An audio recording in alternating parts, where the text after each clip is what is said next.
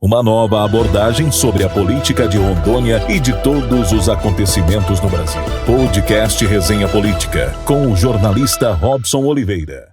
Olá, pessoal que compartilha o nosso Resenha Política em todas as plataformas. Continue compartilhando, seja pelo canal do YouTube Resenha Política, nosso Instagram, Robson Oliveira, o nosso Instagram também, Resenha Política.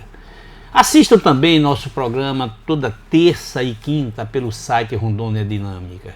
E sábados e domingos assistam os dois programas na TV Rema. No sábado, 23 horas e no domingo, também às 23 horas. Compartilhe, se inscreva lá em nosso canal. Hoje eu tenho uma grata satisfação de receber em nossos estúdios da SES Brasil o desembargador Gilberto Barbosa. Gilberto Barbosa chegou em Rondônia há 40 anos, se eu não me engano.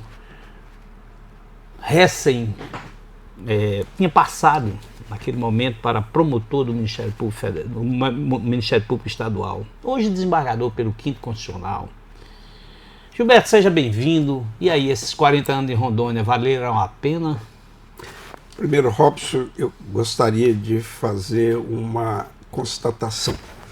É um prazer muito grande estar aqui com você. Eu não perco um dos seus podcasts, assisto a todos e a qualidade merece aqui o nosso destaque e parabenizá-lo pelo trabalho sério, pelas perguntas inteligentes e calcular com uma pitadinha de bom humor. Então, parabéns e me sinto muito honrado, de verdade, de estar aqui contigo. Eu estou caminhando para 41 anos de Rondônia. Cheguei aqui menino, com 26 anos de idade, e nessa longa caminhada de aprendizado, eu posso afirmar com convicção, valeu a pena e eu faria tudo de novo. Eu digo sempre, longe de querer me vangloriar, quando eu vim para Rondônia, eu estava aprovado no Ministério Público e no Judiciário de São Paulo. E fiz a opção pelo estado de Rondônia, porque desde criança eu tinha assim, uma admiração e ficava imaginando e pensando na região amazônica. Eu sou de uma cidade praiana, que lá nem zona rural tem, eu não sabia o que era uma mata. E eu tinha uma curiosidade muito grande sobre a região amazônica. Você é de Santos, né? De Santos, estado de São Paulo. E o destino me colocou aqui. Eu sou um homem eternamente grato ao povo de Rondônia, ao estado de Rondônia, que me fez o homem que sou hoje. Desembargador, o senhor hoje é o corregedor-geral do Tribunal de Justiça de Rondônia. Muito trabalho lá? Seus pares estão dando trabalho demais? Eu estou corregedor-geral de Justiça. Dá trabalho. É uma experiência diferente, porque é cuidar de magistrados e magistradas. Eu digo sempre que, enquanto eu estiver na corregedoria, a minha visão é essa, eu não quero ser visto e não me considero um órgão censor. Eu sou um órgão de apoiamento do magistrado e da magistrada, mas evidentemente calcular tem um ponto fora da curva e deve ser tratado como um ponto fora da curva. Mas dá trabalho, lidar com gente, seja em qualquer segmento da sociedade for, é muito difícil. Mas a magistratura em Rondônia me parece que tem índices bons, né, de prestação das suas funções à população. Hoje o Tribunal de Justiça tem inovado, tem entrado na era tecnológica. Você sempre teve o judiciário muito distante da população. Isso historicamente era o doutor, o juiz, e quer queira, quer não, hoje o judiciário já está mais próximo. Quais são os números que vocês têm hoje de julgamentos, enfim? É uma nova visão de judiciário. Eu sou da época, do tempo, quando eu comecei a minha vida, em 1982, na Advocacia Santos, o magistrado era assim, uma pessoa distante, de difícil acesso, enclausurado no seu gabinete. E hoje o Poder Judiciário tem uma outra visão, o Poder Judiciário tem uma outra forma de trabalhar, de prestar o seu, cumprir a sua missão constitucional de prestar jurisdição. É um judiciário mais humanizado, mais próximo do povo e mais social. Então, isso com certeza tornou o Poder Judiciário, além de mais humanizado, de mais eficiente dentro daquela proposta constitucional, compreendendo, né, até o perfil da população, dos seus jurisdicionados. E o Poder Judiciário de Rondônia é um Poder Judiciário diferenciado. É um Poder Judiciário, e eu digo isso como corregedor, com muito entusiasmo e com muita honra, que no cenário nacional goza de uma credibilidade muito alta. É um judiciário que é 6 vezes prêmio diamante. Eu não sou lá muito favorável e nem muito entusiasta com o prêmio. Eu penso que o que está por trás do prêmio é o que vale o relevo e é o que vale o destaque, que é a eficiência e a eficácia da prestação jurisdicional. O prêmio é vaidade, que não merece ter esse relevo, mas agora o resultado do trabalho do Poder Judiciário, sim, o prêmio é consequência. O senhor deve ter acompanhado a mídia nacional em vários setores, sempre disse que aponta o Judiciário de Rondônia como um dos mais caros do Brasil. E eu andei olhando lá e dizendo que tem desembargador que ganha 1 milhão, 2 milhões. O senhor ganha 1 milhão? É 1 milhãozinho por mês? Quem dera, quem dera. Mas o senhor viu esse material? Veja bem, o que o senhor tem a dizer? Eu faço aqui uma colocação, e agora há pouco eu estava ali conversando com o Júnior e a gente tratava desse assunto, não de salário de juiz e de promotor, mas tratava de relação de emprego, etc. O salário do juiz, o salário do promotor é constitucionalmente fixado, todo mundo sabe, está lá no portal de transparência. O que acontece, e isso não é mais nenhuma novidade, não é? Que deixou-se de pagar ao longo do tempo, não é, alguns direitos que eram dos magistrados. Não se pagou no momento adequado. E se paga lá na frente. Vamos lá. O senhor tem um funcionário aqui do seu estúdio, da sua empresa, deixa de pagar ele algum direito durante certo tempo, ele vai na justiça, contrata ali o doutor Diego Vasconcelos, que está aqui, vai ser entrevistado logo mais, que eu estou sabendo, para fazer a sua ação. Ele é muito caro. Né? Ele vai lá no judiciário, a ação demora lá 1 ano, 2 anos, 3 anos, 4 anos, 5 anos, ele ganha, chega lá no final, na execução dessa sentença, ele vai receber desde quando? Ele vai receber desde o momento em que ele propôs a ação.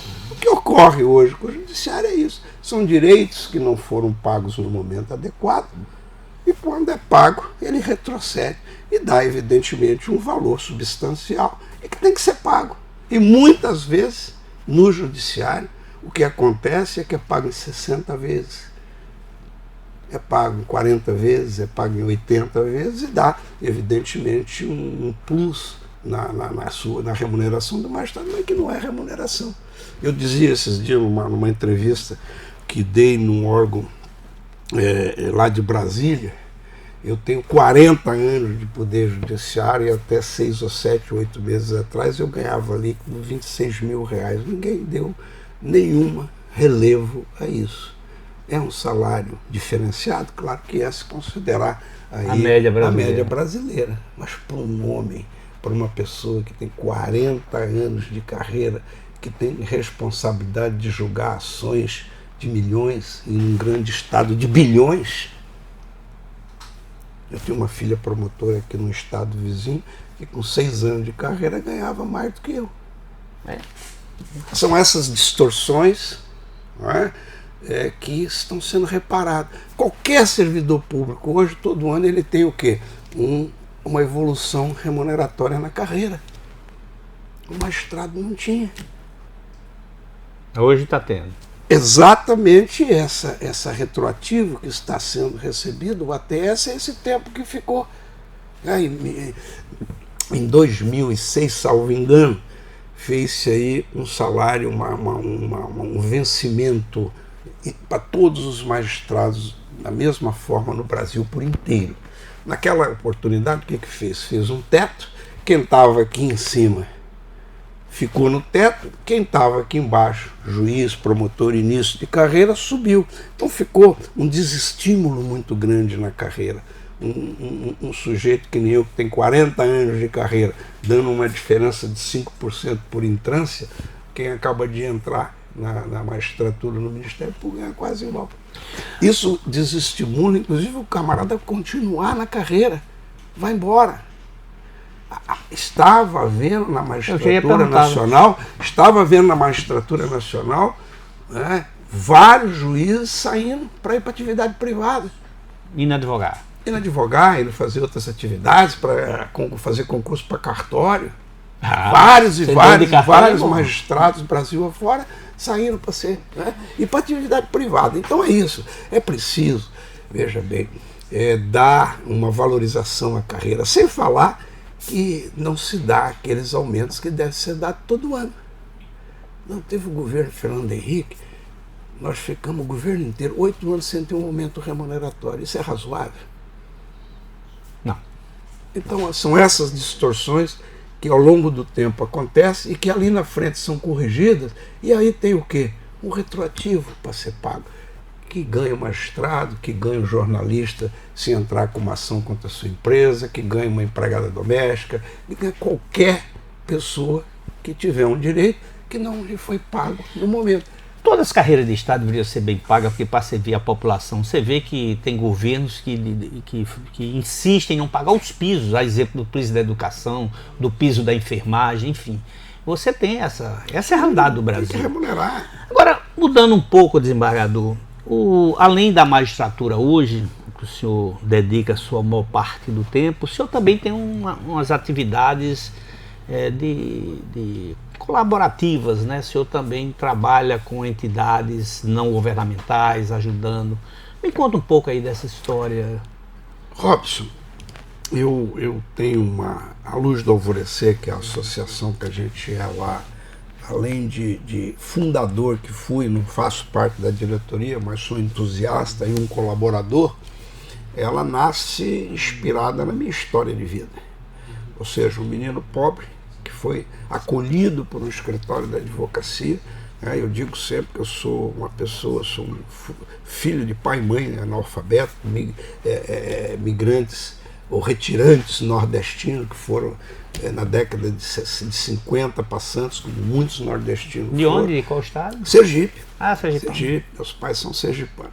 E acolhido por um escritório da advocacia, lá eu cheguei em tenra idade, com 15 anos, e saí de lá promotor de justiça, ou seja, acolheu o menino pobre, eu digo sempre isso, e o fez desembargador.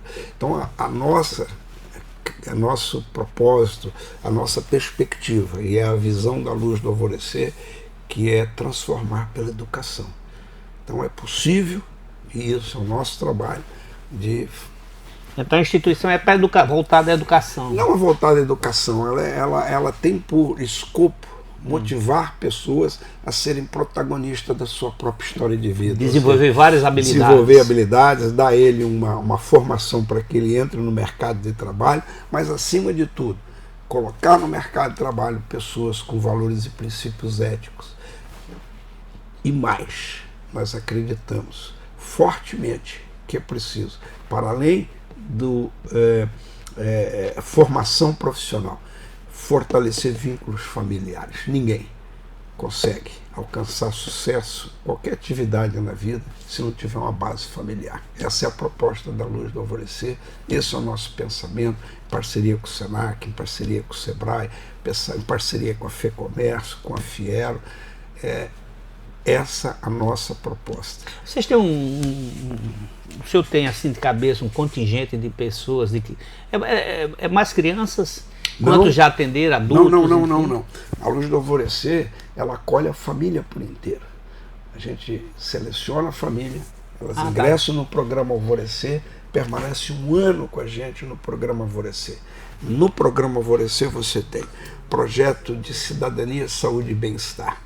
Cidadania, você vai cuidar da regularização documental, você vai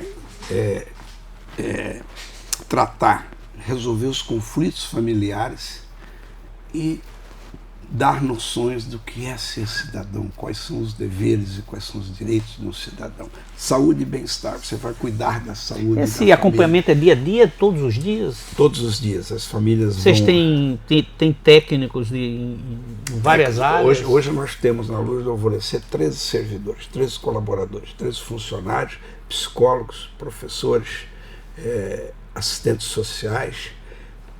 Por que professores? Porque nós temos um trabalho hoje de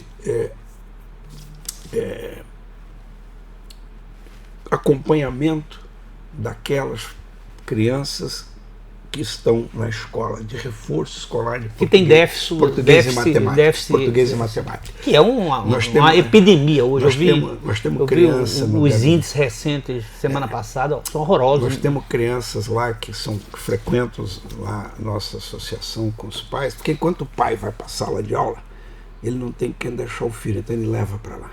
Então, enquanto ele está na sala de aula, enquanto ele está assistindo uma palestra, o filho está ali numa aula de reforço escolar. Como é que vocês fazem para que isso não vire, não seja interpretado ou não ocupe o papel da creche? Porque a creche deixa lá, vai embora, mas pelo que eu estou vendo, não é só deixar, vocês acolhem e tem um acompanhamento aí. Exatamente, a criança não vai para lá e não fica lá. Ela está lá enquanto a mãe está nas suas atividades, porque a mãe não tem quem deixar. Se é para a criança ficar lá sem fazer nada... Vocês estão atendendo quantas famílias hoje? Olha, nós temos 2 grupos de família que a gente atende lá. São as famílias acolhidas e as famílias assistidas. Qual a diferença dela? A família acolhida, ela participa por inteiro do programa Alvorecer.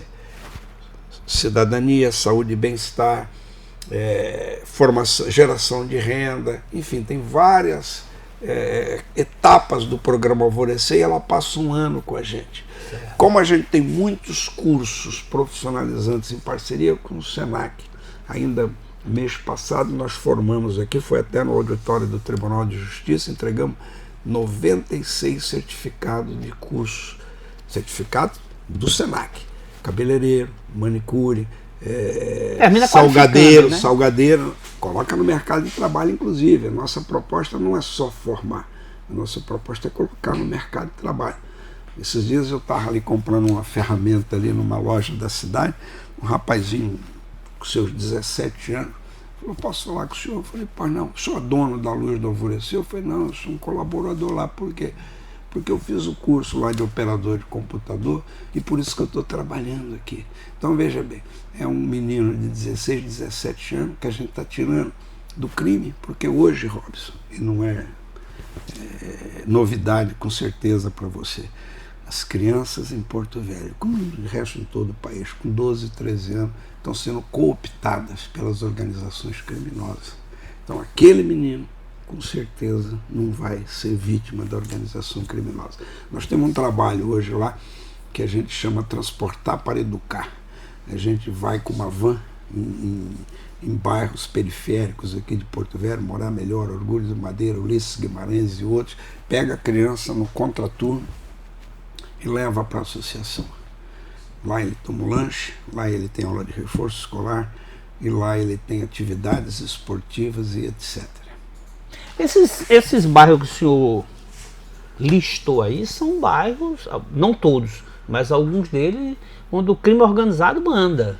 Manda e com muita força. Vocês levam lá, o Alvorecer lá, vocês estão conseguindo entrar com... Eu vou lhe dizer uma coisa, pasme. Para entrar num desses bairros outro dia, tive que pedir autorização. Isso é muito grave. Chamar o desembargador, pedir autorização para entrar. É isso. Isso é a falência do Estado. Nós precisamos urgentemente cuidar dessas crianças. Não, mas agora cuidar da população toda. Porque se um desembargador e uma entidade que tem vinculação, quer queira, quer não, mesmo seja colaborativa, tem que pedir autorização. É porque lá também não estava o desembargador, lá estava a Associação Luz do Alvorecer. Se sequer ele devia saber quem era eu. Mas é grave, né? É grave, então, é grave. Eu vou fazer uma outra pergunta, até como operador, não gosto dessa palavra operador de direito não, mas como um juiz, uma pessoa que julga, a violência em Rondônia atingiram patamares absurdos. Muito mais do que se possa imaginar. Eu mesmo, aqui, na esquina da Lauro Sodré, fui assaltado à mão armada, às 14 horas. Entendeu? Aqui o bairro que nós estamos aqui, numa pesquisa que fez outro dia o setor de segurança do tribunal, é violentíssimo. O número de ocorrências policiais nessa região, que é um bairro no centro de Porto Velho, é altíssimo. Mas quer queira, quer não, as instituições se conversam. O senhor faz parte hoje de uma direção de uma dessas instituições, que é a instituição do Tribunal de Justiça. O governo, vocês não têm conversado quais são as políticas de segurança pública para proteger não só o desembargador, não o Zé, o Antônio, o pobrezinho do Robson, do jornalista? E o governo faz a parte dele. A Polícia Militar ainda recentemente fez um trabalho grandiosíssimo aqui, quando houve aí um problema gravíssimo num desses conjuntos habitacionais com uma organização criminosa. Orgulho de Madeira. Fez um trabalho digno de elogio. E aí uniram-se todas as forças, inclusive o Ministério Público, saíram vitoriosos. O crime organizado peitou, bancou, foi para cima, e o Estado mostrou a força necessária que deve mostrar o Estado. A segurança faz a parte dela. Mas não faz bem feito. Mas a criminalidade, ela avança com uma força muito acentuada. Muito acentuada. Mas é preciso mais, é preciso investir mais. Mas o investimento na educação... Falta inteligência, investir em inteligência também. Veja bem, o investimento na segurança é necessário, claro que é. Mas acima de tudo é preciso investir na educação. É preciso que se você prepara o jovem, se você prepara a criança, você diminui a criminalidade ali na frente. A segurança é combater o crime que existe hoje. Agora a educação é preventiva. Sim. Você mudar, e eu digo isso sempre lá na associação, você pegar uma família em vulnerabilidade social e econômica, mudar a vida de um integrante dessa família, você muda a história daquela família. Eu vou te contar uma história, claro que não tem nada a ver com o crime. Em 1981, eu me formei em Direito. Eu sou de uma família, como família de bom nordestino, grande. Meu avô, pai da minha mãe, teve mais, acho que 28 filhos. A minha também é grande, é um povo trabalhador mesmo. Entendeu? Então você imagina o tamanho da minha família. Então em 1981, eu fui a primeira pessoa a ter formação de curso superior em toda essa família, que você imagina o tamanho. Então veja bem, tenho convicção, Robson, tenho certeza que mudei e servi de exemplo para muitos primos, para muitas outras pessoas da minha família. Esse dia nós fizemos um evento lá em São Paulo para reunir a família Barbosa, que fechou quase um quarteirão lá para caber todo mundo. E eu dei muita... Não deu briga não, né? Eu dei muita... Porque juntar a família sempre uma briga. Não, era um momento de festa. E eu dei muita risada que chegou uma prima que eu não conhecia, porque eu estou aqui há 40 anos, e essa juventude eu não conheço. E ela chegou perto de mim e falou: você que é o primo Caviar? E eu dei muita risada com ela, porque é isso. Então a minha história de sucesso profissional, ela serve de exemplo para toda a família Barbosa, para toda a família Batista. Então é isso que eu prego hoje na Luz do Alvorecer. Quando você muda a vida de uma pessoa na família, como mudaram a minha vida lá na década de 70, você consegue mudar a história muitas vezes de uma família inteira. O desembargador, a gente vive hoje um país polarizado, com preconceitos. Você é um desembargador negro, o senhor já enfrentou muito preconceito na vida? Nunca, em tempo algum, jamais. É mesmo? Nunca, em tempo algum, jamais. Esse dia eu estava dizendo isso a um amigo meu. Não sei o que é preconceito. Talvez porque eu não dei espaço para ele. É um privilegiado, então. Eu acho que... E há preconceito, eu não vou dizer que não haja. A gente sabe que há. Mas... talvez por um privilégio. Mas porque hoje você é desembargador, ninguém vai. Desembargador, professor. Mas eu não fui desembargador a vida inteira. Eu estudei numa faculdade em Santos, Faculdade Católica de Direito de Santos, que é berço de grandes nomes, inclusive ministro do Supremo Tribunal Federal.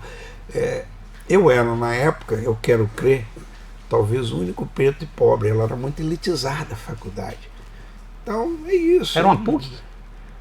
Uma PUC. Elitizada. Muito elitizada, né? Primeiro dia de aula, o professor fazia lá a chamada: senhor Robson Oliveira, senhor parente do desembargador tal, parente do magistrado tal, só tinha elite. E era o curso universitário lá atrás. Nos anos era 80, elitizado. nos anos 80. Era elitizado. Não Não é? Esse dia eu dava uma palestra numa faculdade aqui de Porto Velho, e a mocinha perguntou para mim: posso fazer uma pergunta? Pode. O senhor, quando eu estava na faculdade, sonhava em ser magistrado? Eu falei: filho, não sonhava nem de entrar na faculdade. Já foi um acaso entrar na faculdade, porque era elitizado. Mas, enfim, Robson, existe, a gente sabe que existe, que há o preconceito, mas que eu me lembre, que eu tenha percebido. Que maravilha. Nunca tive essa... Gilberto, é um papo quando é leve, gostoso, o tempo já está terminando, já está se exaurindo, mas não posso deixar de perguntar, quer queira, quer não, dos 40 anos da sua vida no mundo do direito, 90% dele foi dedicado ao Ministério Público, né? E não ao... 27 anos, né? 27, né? Quase que acerta. Então foi dedicado ao Ministério Público. Você passou por tudo que é... todas as fases do Ministério Público, terminou virando procurador. De procurador do Quinto Constitucional, desembargador. 13 anos. Essa transição de passar a vida toda só fazendo a denúncia, cobrando a denúncia, participando, enfim. A outra parte, você tem duas partes, o advogado e o Ministério Público. O juiz, quer queira, quer não, ele tem que olhar de cima o que as partes trazem para poder analisar. Esse caminho foi tranquilo, porque quer queira, quer não, você traz uma carga, né, de longos anos. Mas cultura, inclusive uma cultura bem sedimentada. Mas essa, na minha maneira de pensar, é a grande sacada, vamos assim dizer, do Quinto Constitucional. É você levar para a magistratura o olhar da OAB, o olhar do advogado, o olhar do Ministério Público, dar o tempero e dar o equilíbrio no Poder Judiciário. Mas é preciso, evidentemente, o advogado que chega lá pelo Quinto Constitucional, o membro do Ministério Público que chega lá pelo olhar constitucional, se adaptar. Eu lá atrás, em 84, quando fiz o concurso, e eu digo que preparar para o concurso público é como atleta preparar para uma Olimpíada. Ele chega no momento que ele é medalha de ouro, ele está no ápice do seu condicionamento físico, né, e técnico. Preparar para o concurso público, no momento o cara passa em concurso, porque ele está no ápice da sua capacidade intelectual. E naquela época eu passei aqui em Rondônia para juiz para promotor, em São Paulo para juiz e promotor. E por que optou para promotor e não juiz naquela época?